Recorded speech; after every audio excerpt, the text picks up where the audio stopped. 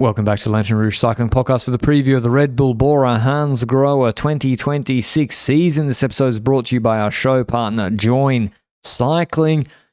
Just had a big race last night. I'm shaking off the fatigue. Yeah, I was cooked/cooking. More on that in a second. Red Bulls, we'll go through this. This is going to be a big episode. It's a big team now, and we'll go through as normal how their 2025 season was compared to expectations, compared to previous years, their transfers, incoming, outgoing. We're recording this on Friday the 7th of November. They currently have 29 riders. I mean, I don't think they're going to add another big name. Maybe they go to 30 riders, but I think they're pretty much full. And then we'll get into the big questions, which one of the biggest questions of the off-season is how do you balance a team full of so many riders like Remco, Libovic, Roglic, Pellizzari, who can lead a Grand Tour, not to mention Hindley, Martinez, Vlasov, Van Gils, you name them, they got them. And we're going to answer that. Maybe you can't. How do you feel about their 2025 year? Ooh, it's weird because I feel like we've had parts of the season where Red Bull BORA hansgrohe was near invisible or visible to the sense that it was mostly because they weren't doing that well, which was the classics. That is where, okay, they had a couple of one-day wins, like Lawrence Piffy winning Seagour, Cat Evans Great Ocean Road Race, Jordi Meus winning Copenhagen Sprint, Daniel Martinez got Piffy 7 didn't LBL. win Seagour. That was on FDJ. What was that the year before? Oh, God. Did he not? He got second. Did he get second? Am I inventing that? Who won Seagour? Schmidt. No, he didn't. And then a gate was second. So he got third in Seagour. Close Yeah. enough. Close enough. Close enough. We'll count it. Well, it's not a win, Otherwise, is it? it looks worse. Otherwise, it looks. He we'll won count it the for year before. I mean, I'd say it's a good result, but he won it. Yes. So he came third this year. Okay. So that's my point. Their one-day races are not good this year. So I would go so far as to say bad, Benji. They were shit. Like, because if you look solely at the Cobble Classics, which there's no results of Cobble Classics from this team. Like, I think before we go to Grand Tours, etc., I want to discuss that problem. Stop laughing, sir. The first line in my notes was wrong. Problem was Lascano. Lascano was on a different program, so then the Cobble Classics team was worse. No. On a serious note, we analyze Red Bull BORA hansgrohe. We look at their classics. Race by race, from opening weekend, we had questions about, okay, why is Jordi Meus not leader of Omloop? Why is Jordi Meus offering himself so early in that race for leaders who can't necessarily win an Omloop, especially when it's ridden so passively? Why do they decide to go for the aggressive leadership roles in that race? Why? We had questions about both the lack of teamwork within the team, because I felt like multiple riders were not riding for other multiple riders because they seemed like they all had received freedom from the team, and odd leadership choices. And we also discussed that they might have been spreading themselves too thin across February. What do you think is the main issue here that led to them not really working in the classics? No hierarchy was a big problem. Yeah. And I mean, Omloop was not good. They brought in a lot of new classics leaders, all roughly on the same level, all not prolific winners, all not super elite, except I would say, to me, Piffy was. I mean, of all these riders, so they brought in the Van Dijk brothers, Tratnik, Lascano. He won the Cat Evans Great Ocean Road Race. Piffy, yeah. He followed Van der Poel, or he followed Van Aert on Kerner. He followed Van der Poel and Pedersen and Gen Wevelgem. He was fifth in Roubaix after crashing on FDJ. So, and he's at 22, 23. So Piffy to me was like, this is a star in the making. Yeah. And it just didn't happen. And then using Meus to pull for Tratnik in Omloop, it just didn't make any sense. Or Van Dijk. I didn't even know who they were pulling for, to be honest, at Omloop. Whether it was for Tratnik or the Van Dijk brothers, because those riders also weren't necessarily riding for each other. So no hierarchy or the wrong hierarchy. I wouldn't say it's not no hierarchy in Omloop. Yeah, because Omloop they was chose the wrong way one around. there. So whether it's not knowing their riders for the right races, or just not, or people management coming in the way of the perfect team strategy. Because why Arte van Dijk is getting leadership in an Omloop, for example, that is probably because get them to join this team. Yeah. So they left.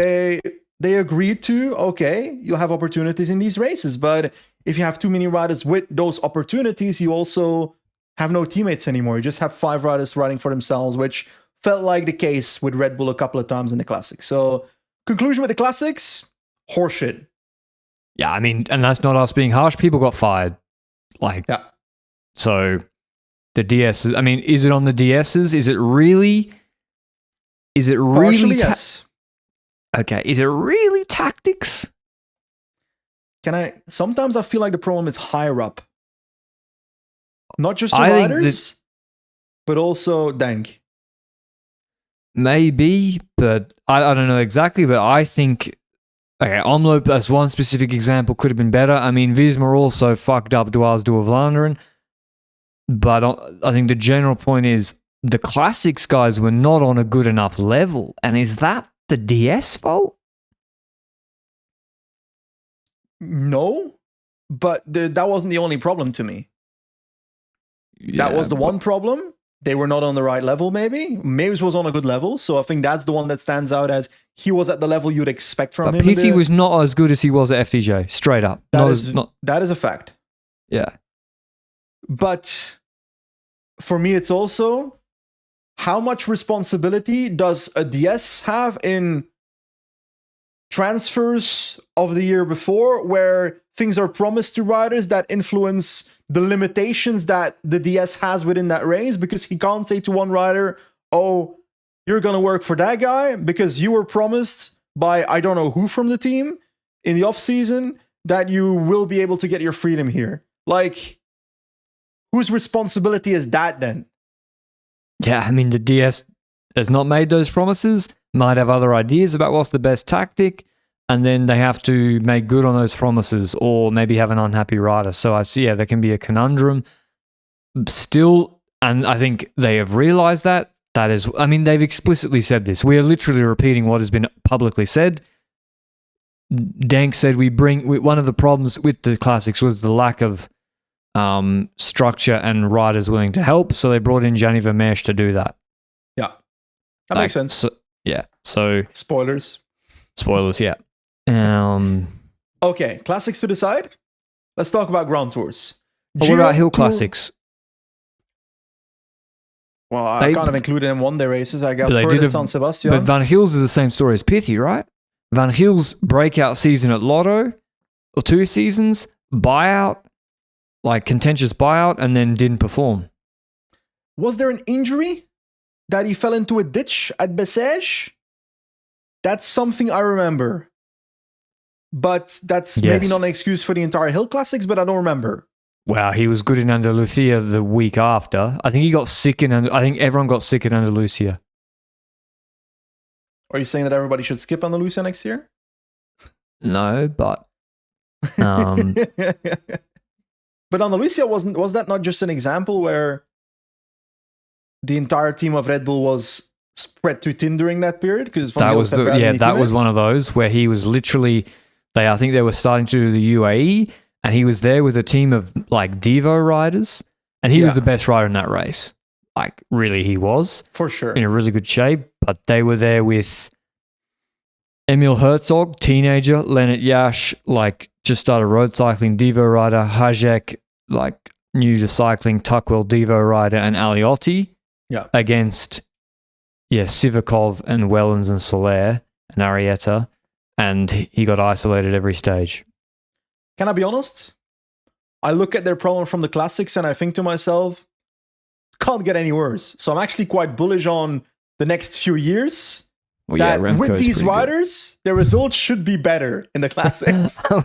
Remco is a pretty good rider, but then again, we're not even speaking about Remco yet. I expect Piffy to be better in one of the next years in the Classics. And Van Gils as well. it wouldn't shock me if Jordi Meus fights for the victory and can rival him in a sprint. You know? Exactly.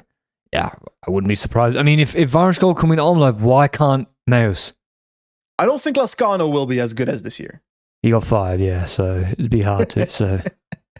But yeah, Van Gils, like you're right, there's the positive thing, every cloud has a silver lining. The positive thing is, like you say,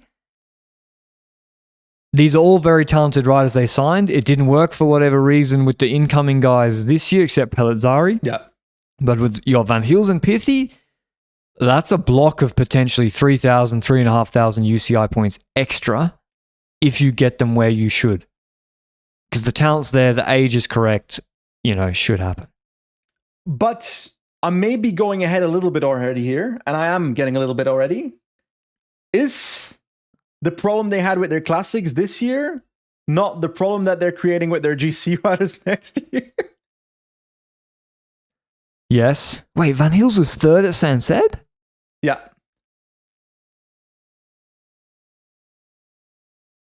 Did he crash in Poland? I don't know. I don't remember Poland, much of it, to be honest. Yeah, I know Lepera and Vacek crashed, but anyway, strange that, because you'd think then, because when I think of him at Lotto, I don't know. That's enough about Van Gils. Like you say, Grand Tours. Giro was a bit of a disaster with Roglic crashing out, then saved it a bit with the breakaway stage. He's very smart in those situations. And then Tour de France, it was result-wise good. I mean, how can you say it wasn't? Lipovitz third, white jersey, German rider. Lipovitz podiuming the Tour de France is the goal of Red Bull Bora Hansgrohe. That's a crazy good result. Whether it's Lipovitz or Roglic, you're aiming for a top 3 in GC. Fully agree. That is what you're going for, and they should be happy about the outcome, but maybe not the execution, which is also why I think some more people were fired after the Tour de France, because whatever happened in that third week was very intriguing to look at. Some odd decisions from both Roglic and the team car. When it comes to Roglic, he chose Aura farming over finishing in the top 5 of the race, which again, is that fair? Is the DS really gonna, back to your earlier point? How is a DS who's known Roglic for all of 6 months gonna tell 35-year-old Roglic what to do? Yeah, but that's not necessarily as much of the problem as the tactics we saw with Lipovitz and Roglic in general. Well, to be honest, no, I'm sorry. No, on Ventoux it was excellent. On Ventoux, we're talking about the last week here. That's the last week. The last 2 mountain stages. No. So what happened was they were fighting for the podium. They 1-2'd only on Ventoux. Yeah.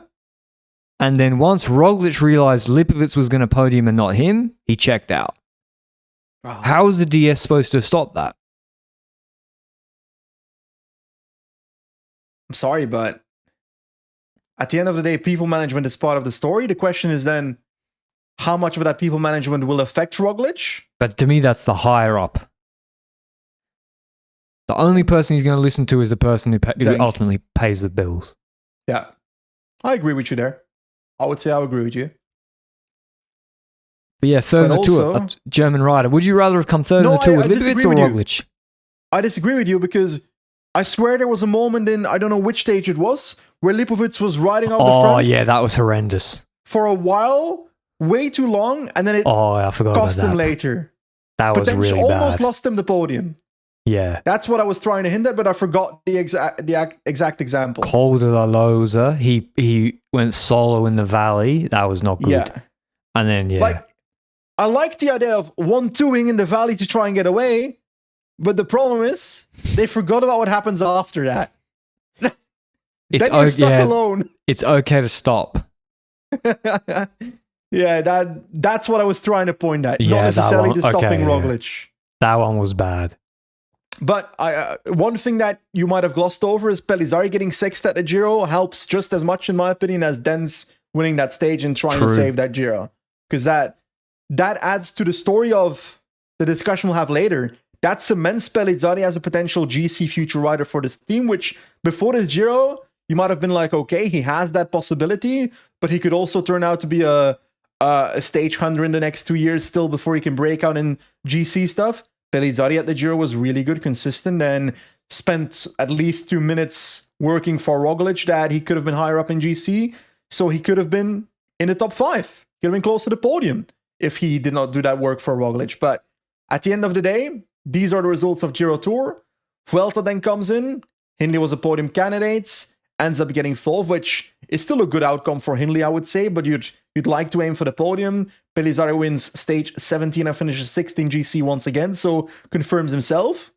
I'd actually say that if we solely looked at Grand Tours and the results, I'd be okay with it. The results, especially because of the podium at the Tour de France. They're clearly the 3rd best Grand Tour GC team. Yes.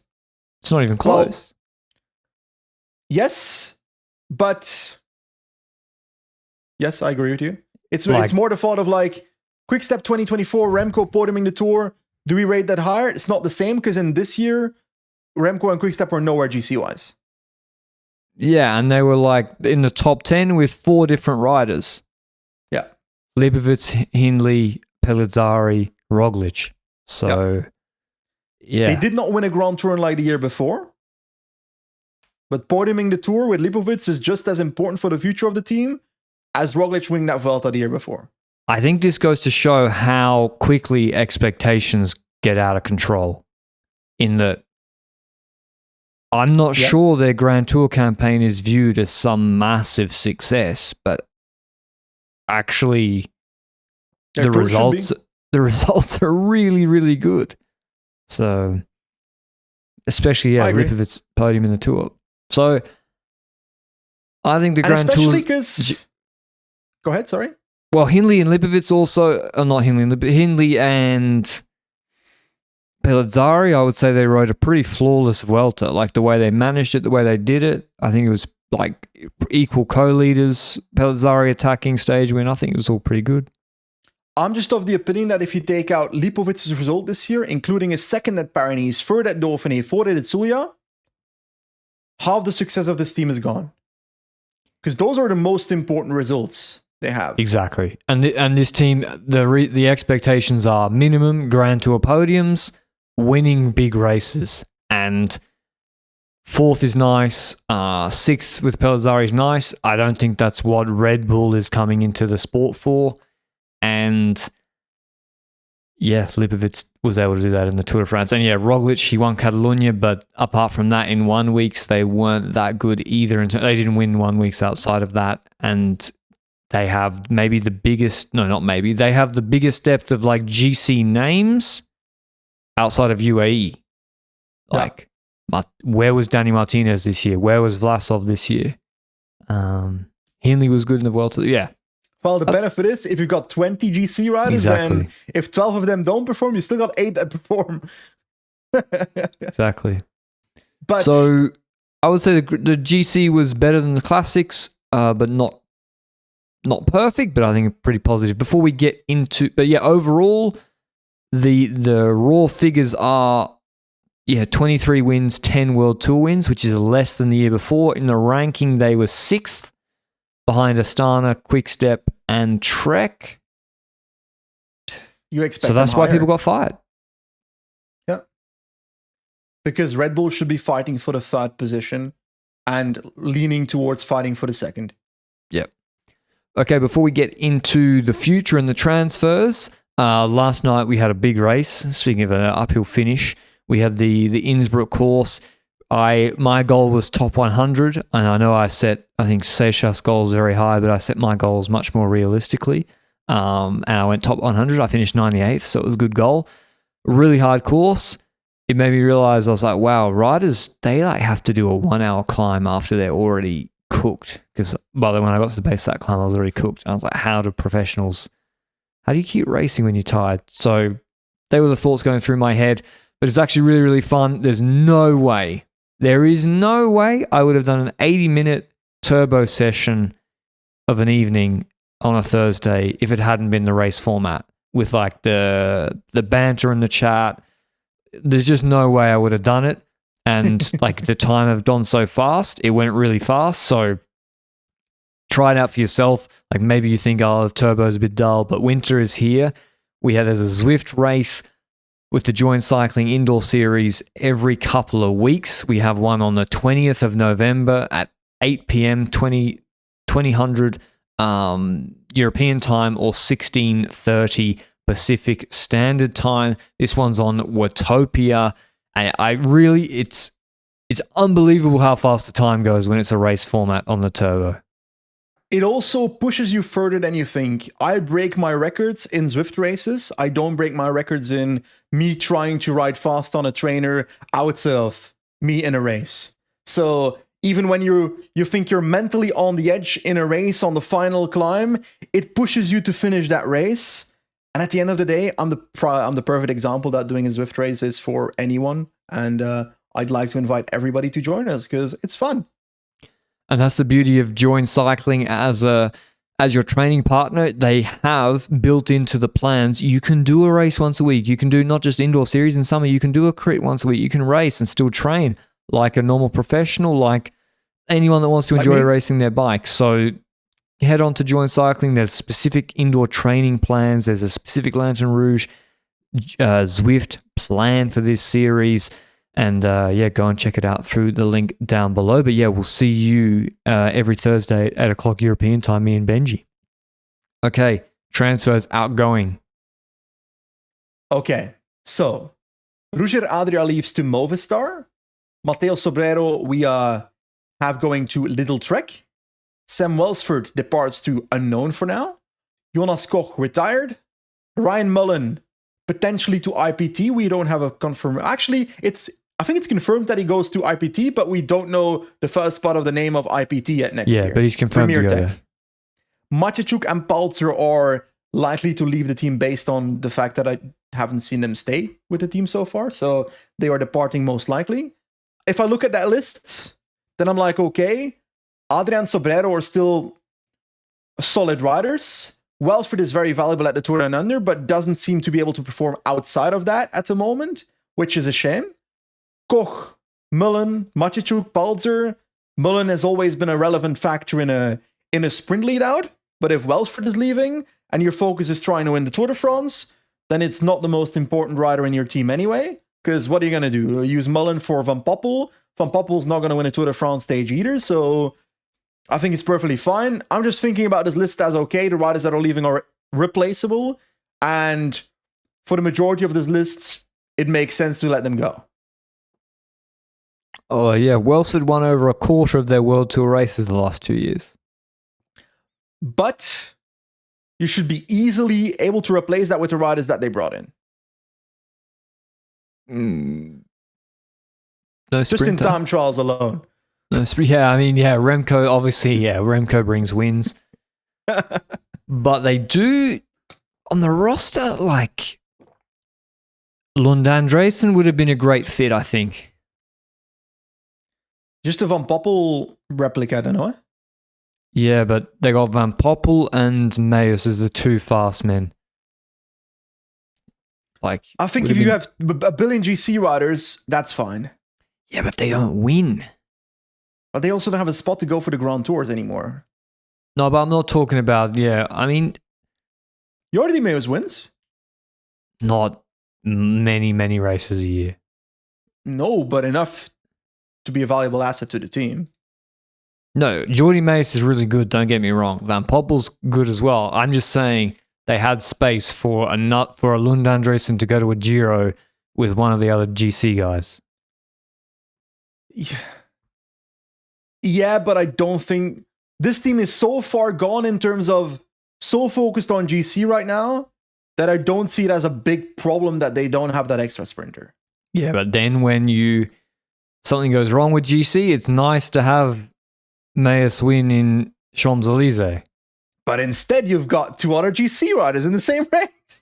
Yeah. Okay. Yeah, true. I lost my train of thought. There's gonna be a discussion about these GC riders. I can already tell. Yeah, let's do it then. So in the outgoings, we've done. You can understand. I mean, Adria, he was fine in some races in the Vuelta. Was really good domestique. I think Sobrero and Adria leaving is kind of important because they were very clearly not going for their own results in stage races. And so it's two actual versatile helpers out the door. Are you saying that Evenepoel will not be willing to ride for Lipovic? Can't believe it. Sobrero is going to be a better domestique than like Van Hills. I agree. So I know that they are not as good as those riders, but still, the rest of them, it's fine. The incomings, I guess Catania and Vermeersch, very clearly helpers, versatile helpers. I think they're deep into their 30s.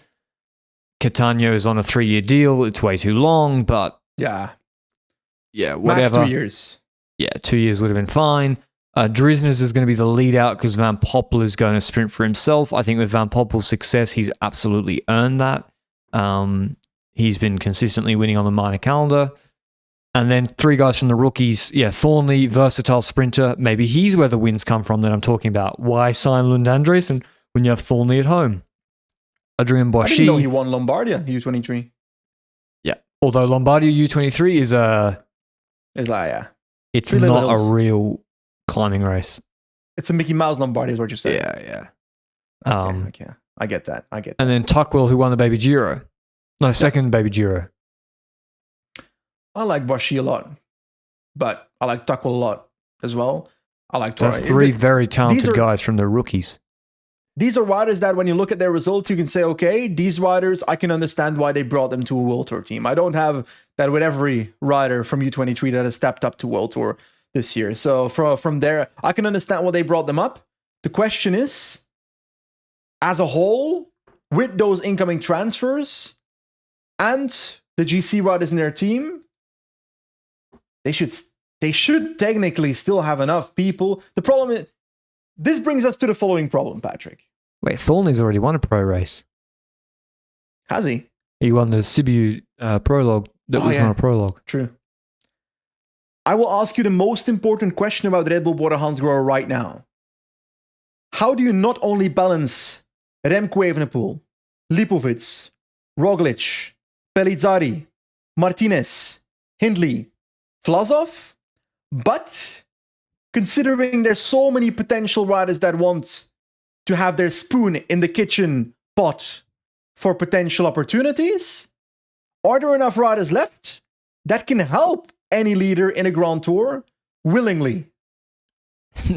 That's why they signed Vermeersch and Catania. It's 2 guys that is literally clear up front. You are here as a helper.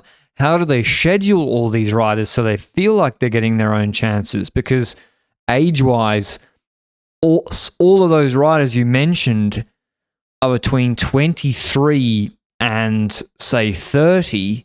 And, their Pithy has multiple years World Tour experience. He needs, Fisher Black. Fisher Black's in his 6th year professional. He's won races. How does that work? So I think the scheduling will be really tricky, but you're right. How do they get... They have to have a hard conversation, right? Like, what's the hierarchy? So Remco's doing the Tour. Yeah. Lipovic, I would expect to do the Tour de France as well. Yeah. So they both have the right. And they both podium, one podiumed in 24, one podium in 25. I think they go as co-leaders. How compatible are they? Because when I look at the Tour de France parcours, I don't necessarily see the perfect parcours for Remco in terms of time, trial kilometers, etc. Then again, the amount of brutal mountain stage is limited. You've got stage 20, if I recall. That is quite a brutal mountain stage with 5,000 plus altitude meters. But I also see a Grand Tour that really fits Lipovic, in my opinion. Like, I look at that Tour de France and I think, okay, Lipovic could podium that again. So those 2 riders have the rights from their last 2 years to be leader at this Tour de France in 2026. Plus, I can see them podiuming individually that Tour de France, both of them at their best. Now, that leaves the following on the table. The Giro's still there. But is that easy? So we've glossed over that like that's just easy. No, well, I was going to get to that. I think that's relatively easy. Those two. I Remco think that's never not the rode. biggest problem. Remco never had to share GC leadership. I think this is not the biggest problem they have. I think their biggest problem is that I'm not sure they will have. Like, I'm not sure everybody else will be willing to ride for Remco and Lipovic. Right. Cataneo will be willing. Murder Britannia. Remco starts pulling with Lipovic behind. Well, if you have that situation, you got to have rules if you have co-leadership, eh? Yeah. Remco should know what he signed up for as well. Lipovic was already in the team when he put his signature. Yeah, but if you're the highest paid rider on the team. If you're Lipovic, then you just podiumed the Tour de France for this team, and you were the most relevant rider on their team last year, and you podiumed the Dauphiné and the Paris-Nice, and you got, I think, forfeited Zulia, I forgot already. Yeah. Like, you have just as much right as Remco to put your hand on the table, but I see some truth in what you say that Remco has more leverage with the big boss than Lipovic because of the money that's invested in him. Yeah. So, but yeah, I actually see that fitting together quite fine. You said the Giro, again, that's obvious. It's Hindley and Pellizzari. Do Remco and Lipovic ride 2 Grand Tours in 2026? Yeah, I think Lipovic can do 2. Mm-hmm. So does he do Not Giro Remco? 2 or 2 of Vuelta? I think he does 2 of Vuelta. I think so too. I think Remco, I would lean towards Tour World Champs Lombardia thing again. Yeah, Remco and at the Classics. start of the season. Yes. Yeah. Do you agree with my opinion that Remco can follow Tadej Pogacar, Mathieu van der Poel and Ganna on the Cipressa? Yeah. If he's in position. He's the arrow bullet. Hypothetically. Yeah. Sure. Position is maybe the biggest issue there at Cipressa for can. Remco. But level-wise, he can. So MSR should also be on a schedule. Which classics? Cobble Classics, Hill Classics? No. LBL should be on the schedule. Amstel Flesh Liège. No Cobble? No. I think that's fair. Especially because the first edition should be MSR. Holy shit, we forgot Roglic.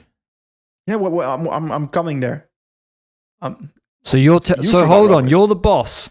We need to do a role play. We just skipped over it. I just said we did it too easy. So you've sat down with Roglic? You've told him? No tour. I wouldn't put him to the tour. You're going to tell him? Am I supposed to not tell him if I'm his boss? Well, you have to tell him. For Roglic, I have in mind Tour de Suisse and Vuelta and then Roglic with Lipovic at the Vuelta. If I followed the media the last couple of weeks, Roglic was yapping Vuelta at a certain point. I think now I see the difficulty. So I think you can maybe get Roglic to not do the tour because he's like, this is too much stress anyway, fuck it. And he knows he can't win it. He's a winner, he wants to win. Then Roglic is going to say, Giro, Swiss, Vuelta, I'm absolute leader. Now what do you do, Benji? I'm sorry, but that's not going to happen, Roglic. You wouldn't give him Giro leader? Giro, Swiss, and Vuelta, pure leadership is not happening. Because Giro, that Swiss. becomes a problem for everybody else in the team. What about Giro, Swiss? That's totally fine. You're also fucking over Pellizzari. Pellizzari isn't as...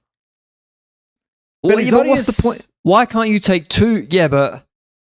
But you're saying full leadership. Yeah, but I more mean like...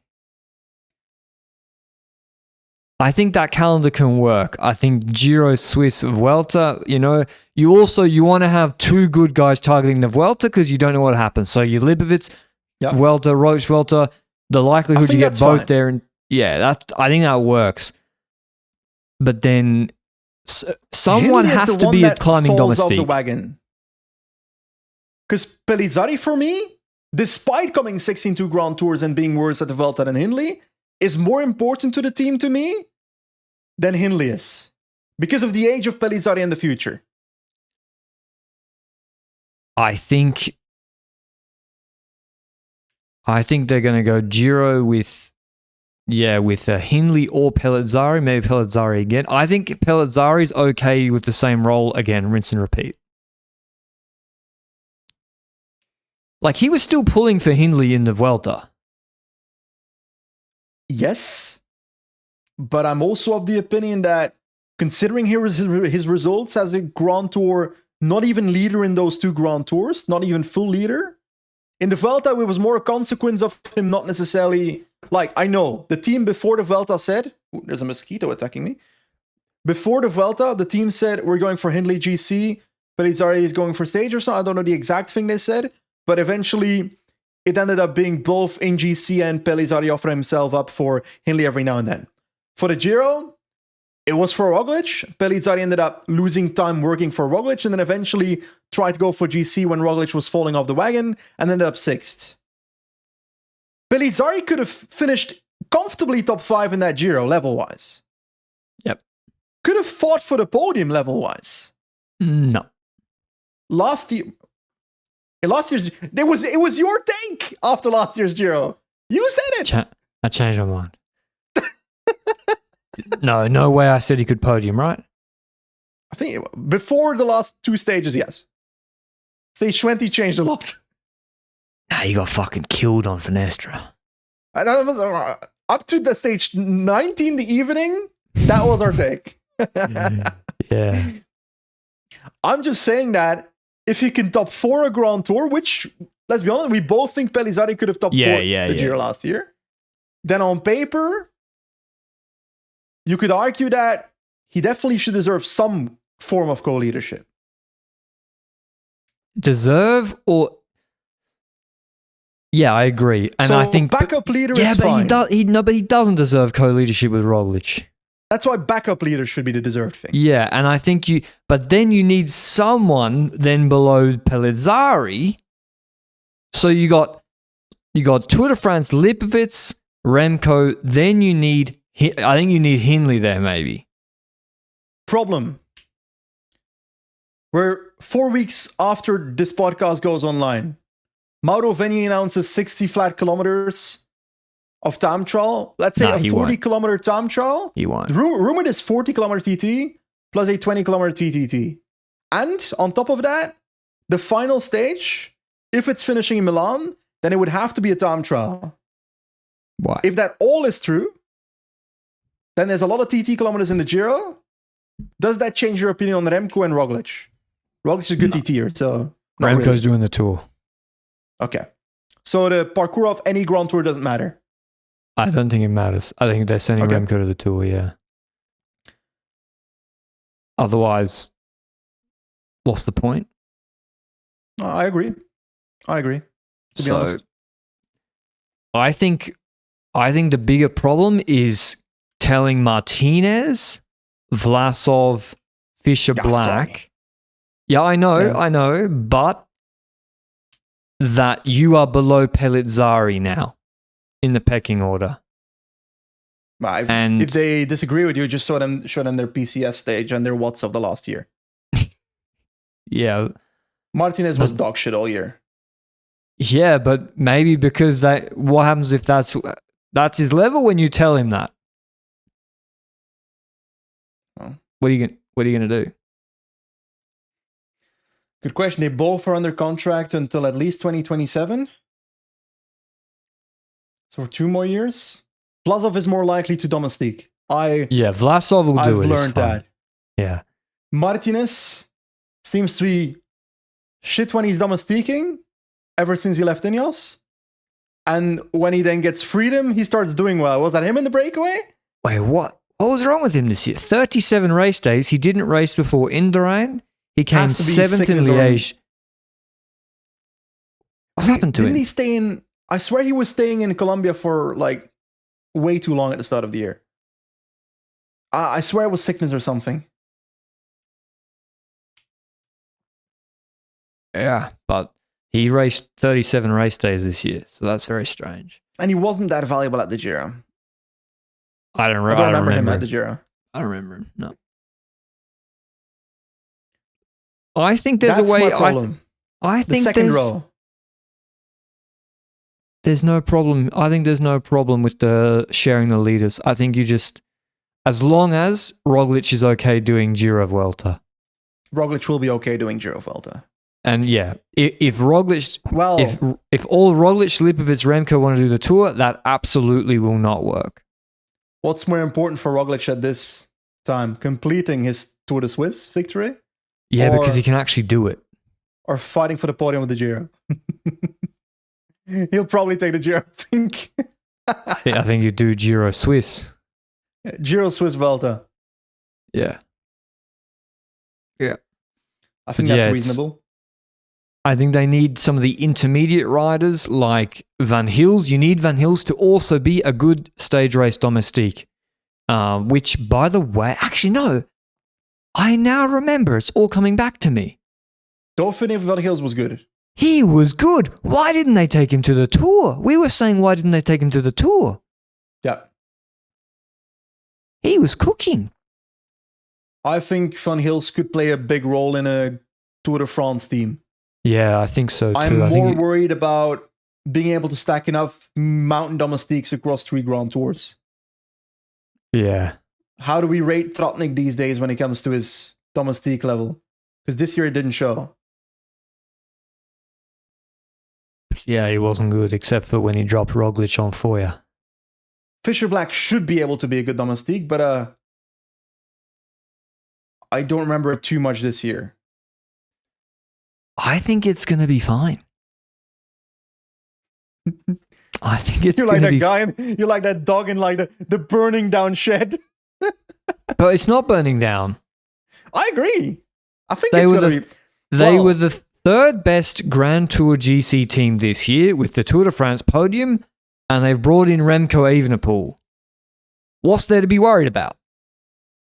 Okay. I'm in complete agreement with you on this topic.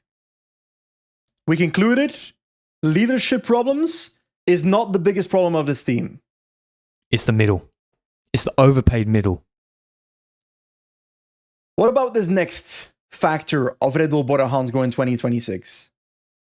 When you take in Remco Evenepoel from Quickstep with Cattaneo with a whole management changing above that, how do we know that the riders that we portray in certain races, so for example, if we hypothetically have said Evenepoel and Lipovic go to the Tour de France, Lipovic does Vuelta, Roglic does Giro Vuelta together with Pellizzari at the Giro and Hindley, like that's the whole setup in this configuration here.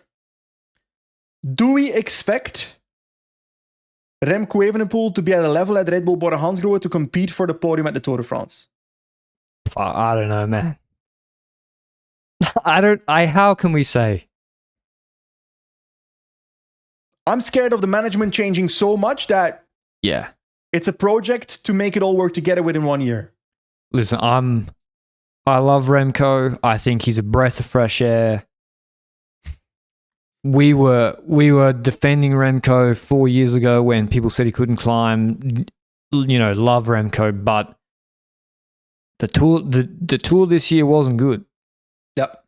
And yeah, just It's not the first time something like and that it's not just the happens. tour. He has underperformed in GC in 1 week races where he should dominate.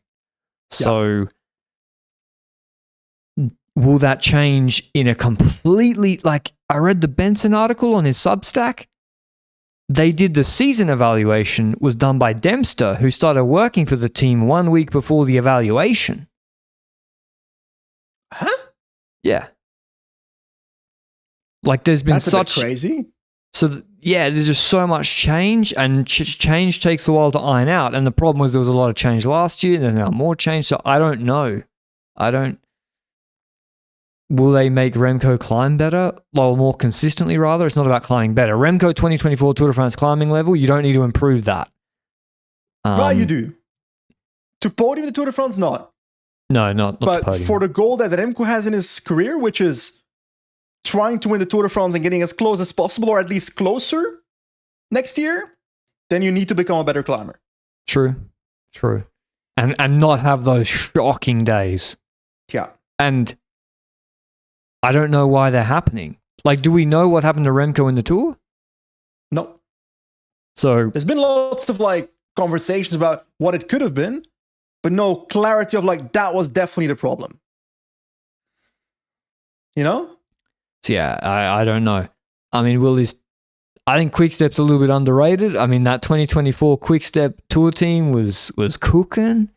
They also, but also they missed a crosswind split on stage one. The Quickstep team this year in the Tour was not good enough without Landa. No.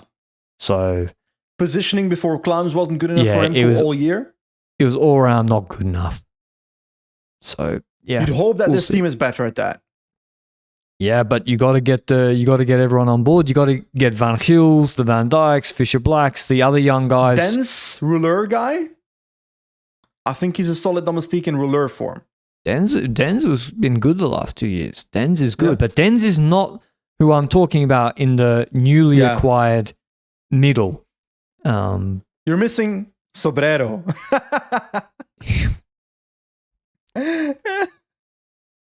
You know who can pass the Cipressa? You know who? He can. He's top 10 MSR. Oh yeah, Sobrero. Yeah, you're right. So yeah, maybe Adria in the Vuelta, but you think Vermeersch can fix that positioning stuff? It depends on the race. In LBL, then Vermeersch you'd expect to be dropped by the time they reach La Redoute, no? No. That's not his race, eh? No way. He top 10 Strada. Yeah, that's fair. But in mountains, yeah. Someone has to position Vermeersch should be Remco able before to Redoute. Cipressa position, at least. Vermeersch. I would... Yeah, aren't they missing some big units? Well, Mullen and Macic but there's the problem. This is the whole circular... Who is going to tell the Van Dijk brothers that their race finishes at the bottom of the Cipressa? Well, I'm sorry, but if that is something that the management struggles but someone has to do it. If the management can't do that, that's the smallest of people management issues in this team. I'm just saying it's hard to manage people. Yeah, but it's hard to manage people. They chose to sign 1 billion GC riders. They must have thought about the potential people management issues. I don't think Van Dijk having to offer up himself as a flat rider domestique before the Cipressa is the biggest problem here. I don't know. Because they can definitely do that role, though. They can definitely do that role. They can 100% do that role. I mean, shouldn't Van Poppel do it even? But yeah, that's a very small detail. But it's a lot of new riders who don't know each other. It's a big job to put it all together. New Cookson and Dempster on top. New head of performance. So they got new heads of racing, new heads of performance, new highest paid rider. It's a huge amount of change. And being honest, we have no idea how it's going to work out. In general, they have added talent. The team is on paper much better and deeper than 2-3 years ago. The odds are it works out and they start getting better results, is my main takeaway. I agree. I'm just worried that it might not be happening in 1 year, which is fine because they have these riders for more than 1 year. That's the benefit. But I don't think the leadership issues are as big as they're portrayed to be. If handled well, that's important to add. I agree that the middle of the pack, the mountain domestiques are the ones where I'm struggling with. But that also depends on what if one of these GC riders fails and becomes a mountain domestique over the coming years. I mean, Hindley can do the cruise role, no problem. Yeah. So, yeah. You can even do a Hindley Giro Tour. Give him co-lead. Yeah. Hindley's perfect Hindley as a mountain domestique. Get co-leadership at any Grand Tour? Yeah. That's a difficult one, eh? Yeah, there's tricky. Probably not. There, I see someone has to lose out. And he's behind Remco, he's behind Lipovic, he's behind Roglic, and probably Pellizzari. If you had to choose, you'd give it to him. Yeah, I would. And not because I think he's better than Hindley at the Vuelta, for example. I'm thinking more of Pellizzari is longer in terms of future and more important for the team as a consequence of that. Yeah. So what should their goals be for 2026? Their goals for 2026 should be... I was going to start with podium every Grand Tour, but I think they should at least try to win one of them. I think, yeah, it's got to be win a Grand Tour, minimum. Win a Grand Tour, podium every single one. Yeah. Win a classic. Like a monument or what do you mean a classic? With the riders that they have, they should try to win a classic, like Omloop, that kind of vibe. Okay. Because, I don't think if Pithy wins Cadell's again and that will save their one-day season. I'd like to see Pithy back, though. I'd love to launch a hot take of Pithy podiums Roubaix or something, Pithy's also, as a Grand Tour, like Rouleur, like Laporte role, he can be world-class in that. I think, isn't it probably like podium, I don't know, win a Cobble Classic? I don't think the Cobble Classics team is going to be much better, I'll be honest with you. Well, a top 10 is better, bro. Literally, one top 10 is better. Pithy was 11th in Flanders. Yeah, not top 10. It's close. So 10 would already be better. It is impossible to do worse. Yeah. I think, maybe Mayer sprints for some better top 10 results.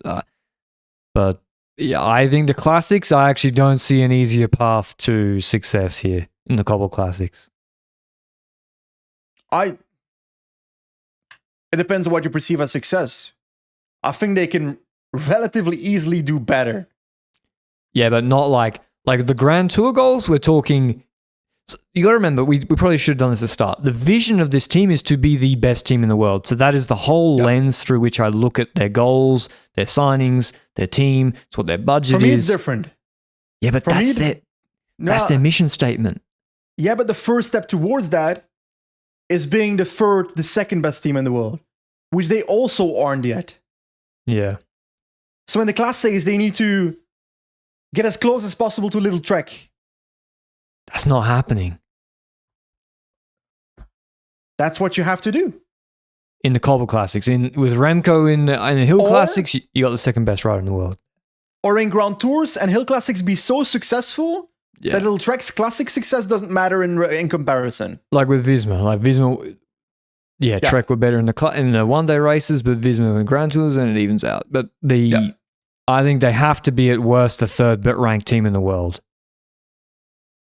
Sorry, at least third, you mean it? At least third. Yeah, I agree. They should be fighting for second place with this team. Sorry, but Remco Evenepoel brings loads of UCI points. Even if it's from World Championships and shit. He can score like 4,500 UCI points plus, maybe 5K. So... How much did he have won this year? In a #failed year, if we look at compared to last year. 4,000, and he had 45 race days because he got hit by a postal van. Yeah. So there's 5,500 last year. Yeah, 5,500 maybe. How many UCI points does it take to move Red Bull BORA Hansgrohe from their current position to second place? Knowing that the UCI points going out is maybe 600 maximum. I think it's more than 600, but yeah. I'm trying to count in my head. Welsford. 400. Yeah, so that would take them into fourth, very comfortably fourth, and starting to knock at the door of Visma and Trek.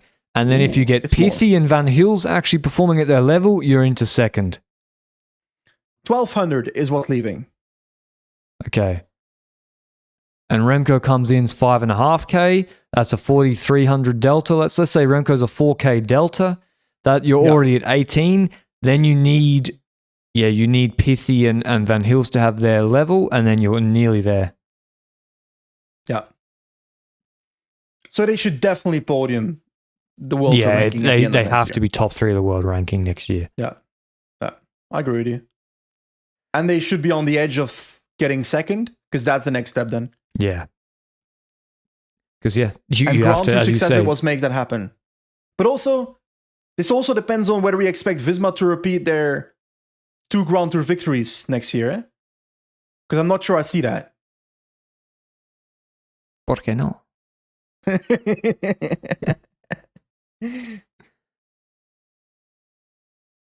Piga. You're just very sad now. Yeah, but I think Visma could be a bit better in the one-day races. So it evens You'd out. hope so. Yeah. Definitely in the harder one-day races, they can be better. So, but yeah, Visma didn't add Remco. Like Remco, you add the second best hard one-day racer in the world. So, what's your hot takes for this team? My hot take for this team is Lawrence Piffy podiums and monument. Hot take? That's a hot take after this year. I like it, but it's a hot take. It's a bit biased because I like him, but yeah. And we are no biased towards that Pithy. If we didn't like Pithy, we would be so harsh on him for how he races sometimes. Yes. The way Santos stood in undersprints. He's just a bit, Hey, actually, I think we're pretty honest about it. We say that he wants to fight everyone in a bunch sprint. Lead up. He just chops the shit out of everyone. He's just a plucky youngster. That's you. Completely biased. Well, we need to do head-to-head set at Tour de France. Evenepoel versus Lipovic. Oh, give me Lipovic. Are you serious? I'm also on that. Oh, okay. Yeah, but Lipovic is a proper GC rider. Is it bad that we're on the same page so clearly? Yeah, that's bad. That means both of us have something in the back of our mind about Remco collapsing again. Yeah. Would we be less worried if there were 60 flat time trial kilometers at the Tour de France? Not really. Because if you collapse, you collapse. If you abandon, it doesn't matter if you're 5 minutes ahead. Yeah, so he won the TT this year, the first one. Are we underrating the impact of Remco's injury before the 2024-5 season? Fuck, I don't know, man. No. We don't know, eh? No. It's always the postman. What can I say? Yeah. 10 World Tour wins this year. Little Trek had 20. Visma had... How many World Tour wins they have? 19. How many World Tour wins do you think they'll win?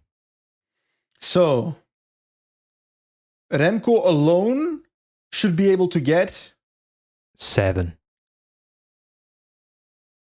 I was also thinking 6, 7. Include, let's say, 4 time trials. Yeah, sure. 2 or 3 road stages. He's going to have a hard schedule, so we can't say he's going to milk the fuck out of stuff. He might drop out of GC and then go for stage, which might give him 3 stage wins, though. Let's say 7. For Remco. When it comes to their sprints, Meus maybe gets 1 World Tour win, maybe 2 if he goes to a Pologne. Yeah, I think 1 I would stay with. They don't have a Milan or a Koi or who you can bank some World Tour wins with. I'm staying on 1 to stay conservatively on Meus. Because 1 he should be able to cross the season. So I'm at 8. I'm thinking Lipovic is not an all-winning rider. Is he going to win a single stage throughout the year? I wouldn't bet on that, actually. Yeah. Lipovic has winning won is hard. He's won 1 road stage in his career, Czech Tour stage in 2023. I do expect Roglic to win a few races. I think he's underrated a winner. Now. He's underrated now. Yeah, I agree. Look at Roglic 2024. He won 8 World Tour races. Yeah. Including 4 Grand Tours. 2 stage wins is a conservative yes. So you're at 9 at least already? Who the fuck else is in this team? I forgot. Yeah, Roglic Piffy will win plus Cat 11's Remco. Great Ocean Road Race for the 3rd time in a row. Yeah. I think they're going to win 15. 15? How do you get to 15? Roglic 5, Remco 7, there's 12, Mayos 1, and then some ad hoc 2 more. That's a lot for Roglic 5. You think? He's pretty fast. Well, when this year? Tell me. Catalonia. Outside of Catalonia? Yeah, then at Giro he was cooking and crashed. He was cooking? What do you mean he was cooking at the Giro? Wasn't he? Every mountain finish we were like, why is Roglic not doing anything? Ooh, Talia Cozzo, yeah, what? He should have won that. That's what I'm saying. Nah, 15. Because even if Roglic is only winning 2 or 3, I mean, Van Hills, I'm going 15. I think the real value for victories is that we haven't considered if they can get Remco to win 1 week races, if they can get Lipovic to step up to win 1 week races. Yeah. That is where the real value in this team lies in terms of potential wins. I'll go 1 under 14. And those wins would feel a lot better than failing in those races GC-wise, and then Alexander Vlasov like winning from the break, or Nico Denz winning from a break in the Giro. I think, yeah, winning the Dauphiné, which they did actually do with Roglic in 2024, by the way, with 2 stages, and would be, yeah, feel better. But I think 15. I'm going 14, just under. It has to be at least 15. I mean, and you have 10 this year and you add Remco, it has to be 15. 14. Yeah, okay. Welsford added 3 guaranteed every year. And he's gone. And he's gone. Maybe Thorn, yeah, they are missing a pure sprinter, I think. But what's a hot take we can think of? Are you daring to say Roglic wins both the Giro and the Vuelta? I don't think so. No, I don't actually think that. I don't know. I'm not sure Remco is going to handle Lipovic dropping him well. I think that's... Is that a hot take? That's not it's just something I'm thinking about now. Yeah. Because I had in the team previews from last year that Lipovic would drop Roglic on the Madeleine, which he did. But it's hard to compare. It's very hard to compare the Tour 2024 versus Tour 2025, because on paper, the level was on paper lower in 2025, but I'd say the race was harder that led to that lower level, no? Yeah, the race was brutal, man. So how do we compare Remco 2024 to Lipovic 2025? I can't. How do you keep Remco like motivated, or maybe the other way around? How do you keep them motivated in the race when things are not going their way? Isn't a part of that story, if Remco can win a lot outside of the Tour, the pressure won't be as high during the Tour. That's why those 1 week race and hill classics matter too. I agree. I think if you win a World Tour 1 week, you got 5 World Tour wins coming into the Tour, you're feeling better than if you got nothing. It's fucking Romandy. Yeah, but I mean, it's Roman. It matters, eh? It's a big race, yeah. Like that's what I'm saying. Yeah, I think that's you put a good. Lipovic should be winning Romandy or Remco time trials. Yeah. Well, he won the time trial at Romandy this year already. Roglic should fight for the Tour de Suisse victory. Yep. It all depends on what Pogacar and Vingegaard do, of course, eh? So you think they should turn into 2022 Ineos is their benchmark? Is 2022 Ineos when they were winning multiple 1 week races? Yeah. Yates, Carapaz, Thomas Dauphiné, Port. No, because I'd expect Red Bull to be more competitive for a podium in a Grand Tour. I don't remember 2022. Thomas podium the Tour, buddy. Oh yeah, fuck. And Carapaz as well during the Vuelta, no? Or was that not that year? That was not that year. Carapaz 2022 was 13th, but he won KOM in 3 stages. That same thing. And he's second in the Giro. See, he podium with Grand Tour as well. Yeah, actually, yes. There's no way they have a season as good as as Ineos 2022, and everyone was like, "This is where expectations mess everyone's head up." Ineos 2022, that is a crazy good season. Yeah. 39 wins, 2 Giro Tour podium. They won Paris-Roubaix Amstel Gold Race, a tour stage with Pidcock, and 3 Vuelta stages. 19 World Tour wins. That is a fucking good 16 World Tour wins. That's a crazy good season. For sure. And I'm looking at Red Bull, and I see that as hopefully what they can achieve next year. Yeah, so Ineos 2022. Yeah, I with the addition that I'd like them to podium every Grand Tour. Fair enough. Winning Roubaix, I don't see possible. No, but could Remco, if Pog doesn't do Liège or Lombardy, he can win one of those two. Yep. So there you go. No, because you said 6 would win. Actually, we might not have said that yet. Depends on when this podcast comes out and when the other podcast comes out. It's a hot take. Doesn't mean it will happen. Okay. I think we've done a pretty balanced preview. I think we've basically said, well, yeah, they have some challenges. They have some pretty exciting opportunities. It's a team young riders want to go to. They got a lot of money invested, but that comes with expectations, and that's why, I'm just not sure I'm confident that the management can figure all this out in 1 year. They put a lot of cooks in that staff kitchen. Yeah. That probably all think, okay, I've got the solution. I know I shouldn't say it, but I'll think, why did Remco spend 2 weeks of his off season on optimizing his TT position? Is that the problem? I don't think that's a problem. It's pretty good, isn't it? Yeah. I think there's other things that maybe could be improved. If you have a Pareto, climbing is where it's at. If you have a Pareto principle of like the minimum amount of effort to get the maximum rewards with Remco, I would say it's not the TT bike. Like, we can say becoming a better climber is the most important part. Just figuring out what the problem was to begin with. It's hard to do that in hindsight retroactively, though. Yeah, he said the build-up. Yeah. And that goes back to you have a normal build-up, win a 1 week World Tour race, yada, yada, yada. Okay. That's all on Red Bull BORA Hans. Win the tour? Doesn't go? I said UAE Tour, not win the tour. UAE Tour. Nah, Plapp. Why can't Luke Platt win the UAE Tour?